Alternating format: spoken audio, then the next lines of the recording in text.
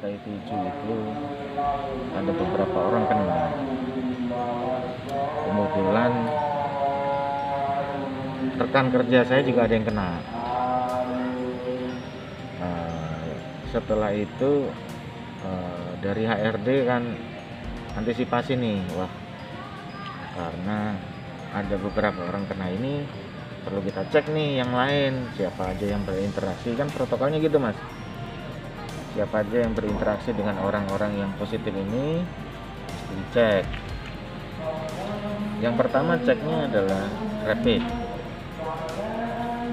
HRD ini punya alat rapid, jadi untuk orang-orang yang pernah berinteraksi dengan orang-orang positif yang ada di kantor ini, kemudian di rapid ada yang reaktif, ada yang non reaktif dan sebagainya. Kebetulan saya reaktif malah. Ketika saya reaktif, akhirnya HRD minta saya untuk di swab. Jadi ini atas biaya kantor kita dilakukan swab, didaftarkan saya di swab. Lalu setelah di swab ternyata dinyatakan hasilnya positif. Nah, sebelum hasil positif ini juga, karena setelah reaktif ini saya punya kondisi di rumah. Ketika di rumah ini sebetulnya istri saya sedang sakit. Jadi ketika hasilnya reaktif, saya juga minta istri saya daftarkan di swab juga, tapi tidak di kantor, kita swab mandiri dengan biaya sendiri di RSUI waktu itu. Dan selang hasilnya waktu itu selisih sehari antara hasil swab saya dengan hasil swab istri dan anak saya, selisih sehari. Ternyata kami bertiga semuanya positif. Jadi saya nggak tahu, mungkin awalnya adalah dari saya yang bawa itu, kondisi istri saya sedang kurang sehat. Nah saya ini mungkin saya ini naik angkutan umum amalan, jadi saya nggak tahu nih kenanya apakah memang dari kawan kantor itu atau dari angkutan umum atau di mana, saya kurang tahu. Jelas setelah kami sekeluarga ini ternyata positif, kita punya diskusi ke teman-teman di kantor HRD, bagaimana arahannya setelah ini. Nah, di kantor ada arahan bahwa ayo kita buatkan rekomendasi supaya Mas Andi kalau mau ke Wisma Atlet, monggo silahkan kita buatkan rekomendasi. Boleh, saya minta tolong direkomendasikan ke Wisma Atlet. Karena saya pikir saya harus segera mengisolasi diri. Saya nanti nggak enak dengan warga segala macam. Saya harus ibaratnya itu tadi isolasi. Sehingga dari hasil rekomendasi yang dari kantor itu kami berangkat ke Wisma Atlet. Kebetulan kita dipermudah masuk ke sana karena mungkin prosedur aslinya adalah rekomendasi itu datang dari dokter atau puskesmas atau dari rumah sakit yang bisa dipercaya oleh mitranya Wisma Atlet, tapi kami dipermudah sehingga kita bisa berhasil masuk ke sana. Kita terima di Tower 7 malahan lantai 28. Kebetulan pada hari itu, malam itu banyak yang masuk. Saya dapat info ketika saya masuk itu ada 2 bis sekolah yang kalau nggak salah dari Jagakarsa juga ikut masuk. 25 sampai 28 orang mungkin yang pada saat itu bareng dengan saya sekeluarga. Agak lama prosesnya waktu mendapatkan kamar, tapi itu kami semua dibukakan lantai baru di Tower 7 itu di lantai 28. Jadi lantai 28 itu pada malam itu baru semua nih penduduknya. Kebetulan kami karena sekeluarga ditempatkan di satu flat terdiri dari 2 kamar malah. Kemudian di situ ada flat itu ada Nisa.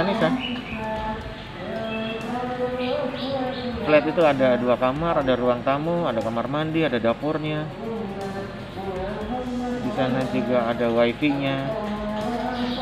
Dan alhamdulillah mandi kita bisa pakai air panas. Fasilitasnya cukup bagus di sana Om Alan. Jadi kita dapat makanan setiap hari 3 kali. Makanannya sudah merupakan hasil dari rekomendasi ahli gizi juga. Hanya memang kalau dari sisi kualitas bagus, ada buah-buahan juga. Ibaratnya 4 sehat 5 sempurna kita dapat, karena ada snack juga, ada susunya juga.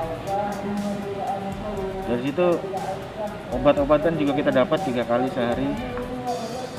Nah, khusus untuk apabila kita punya keluhan, kita bisa sampaikan keluhan, nanti dokter akan follow up keluhan kita. Nanti saya ada hipertensi nih, ada darah tinggi, kita sampaikan, lalu dikasihlah obat untuk pengencer darah supaya tekanan darah saya bisa lebih stabil gitu. Kita mendapat perawatan yang baik malah di Wisma Atlet. Jadi dari sisi makanan, dari sisi ruangan, dari sisi kebutuhan untuk komunikasi ada, yaitu tadi wifi. Kemudian juga kita bisa berjemur setiap hari di bawah, ataupun maksudnya kalau di bawah itu di areal pekarangan di Wisma Atlet, ataupun ada juga beberapa lantai yang menyediakan semacam tempat untuk berjemur seperti rooftop, tapi bukan di rooftop. Kita bisa berolahraga di situ, kita bisa berjemur di situ, sehingga dari sisi ini semacam kita tidak terkungkung amalan. Mungkin akan berbeda dengan orang yang dirawat di rumah sakit, dia akan terkungkung, tidak boleh keluar kemana-mana. Dari sisi ini mental kita nggak stres amalan, nggak bosen. Itu yang cukup mendukung, karena kita imun ini harus dijaga. Ini salah satunya adalah kita nggak boleh stres. Kira-kira itu sih amalan yang menyebabkan kondisi kami sekeluarga cepat membaik. Istri saya dalam 2-3 hari di sana, yang tadinya punya kadar gula darah tinggi, lemas, nggak bisa apa-apa, dalam 2-3 hari sudah segar. Anak saya kebetulan memang tidak ada gejala di OTG, tapi tentunya karena kami sekeluarga masih dalam satu flat itu Om. Jadi memang anak saya ini malah senang tinggal di sana Om Alan. Setiap hari kami olahraga di bawah, berjemur segala macam. Dia senang melihat aktivitas, ada orang-orang penderita yang berolahraga, main bola. Ada telepon ya Om Alan. Jadi gitu Om Alan. Jadi kita di sana di hari ke-10 itu dilakukan tes swab. Kemudian di hari besoknya hasil swab keluar Om Alan. Jadi kita dinyatakan positif. Kebetulan memang sudah tidak ada gejala apa-apa. Akhirnya kita diizinkan pulang.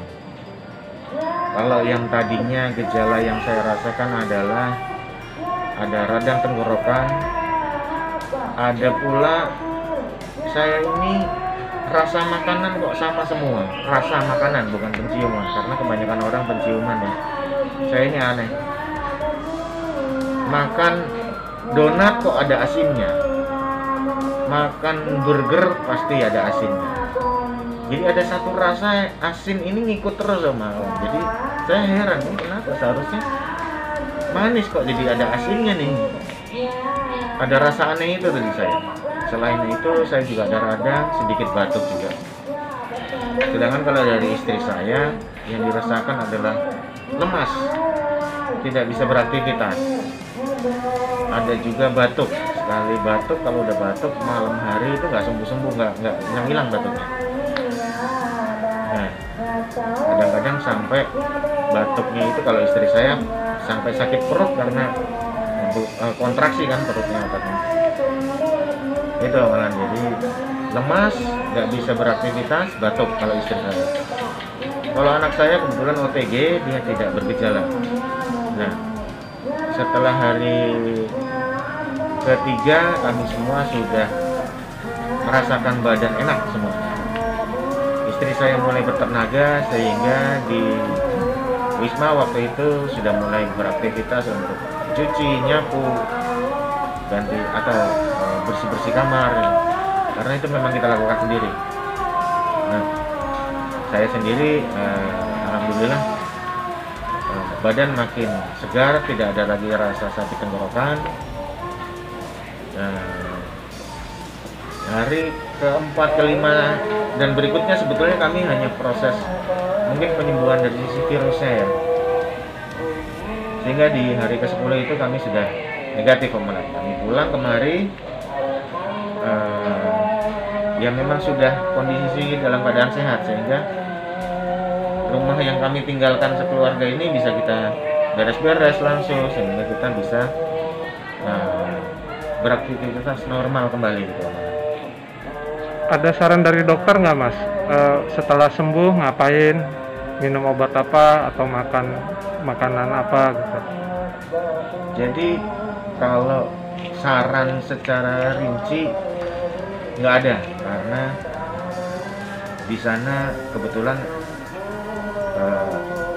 mereka itu punya keterbatasan tenaga, jadi setiap orang tidak mempunyai dokter yang khusus, hanya disediakan dalam satu lantai itu ada beberapa perawat, petugas kebersihan, dan mungkin di saat-saat tertentu ada dokternya. Saya nggak tahu apakah dia dokter atau, karena tampilannya sama semua, mereka pakai APD semua, dan kami nggak tahu apakah itu dokter atau perawat. Pada suatu saat saya pernah nanya, katanya dia statusnya perawat, sehingga saya nggak nanya lagi apakah yang, kan saya nggak mungkin setiap orang saya tanya apakah Anda dokter, apakah Anda perawat. Nah, intinya mereka hanya menyatakan bahwa hati-hati, jaga protokol kesehatan, hanya kira-kira hanya itu sih omongan. Minum vitamin, hanya itu aja sih. Vitamin apa Mas yang dianjurkan?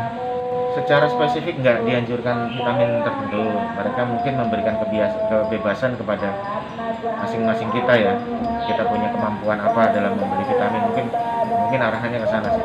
Bisa jelasin nggak, pagi hari makan apa, siang hari makan apa, malam hari makan apa?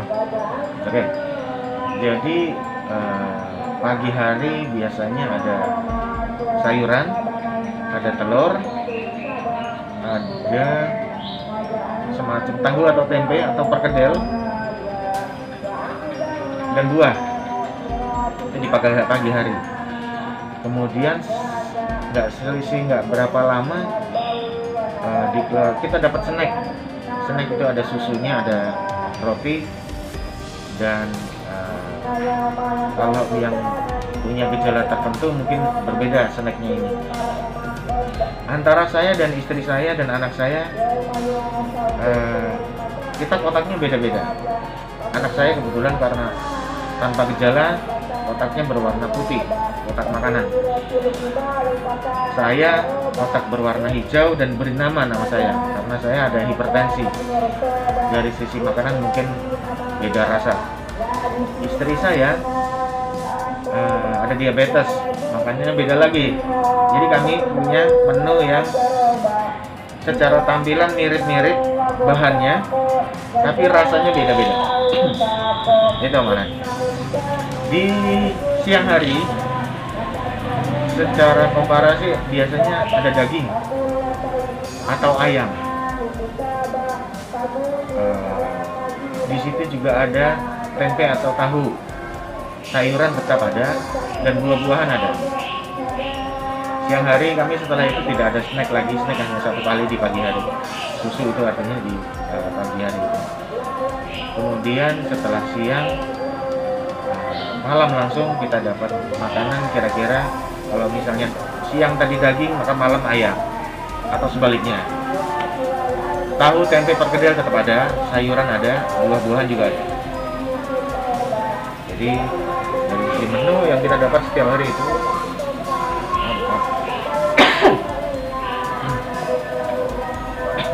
Mas, pertama tahu COVID-19 ada perasaan takut nggak ketika menerima kabar positif? gini Mas, jadi saya alhamdulillah sebelumnya pernah mendengar di teman-teman kantor ini ada beberapa teman yang kena ini. Mereka sebetulnya kondisi sehat.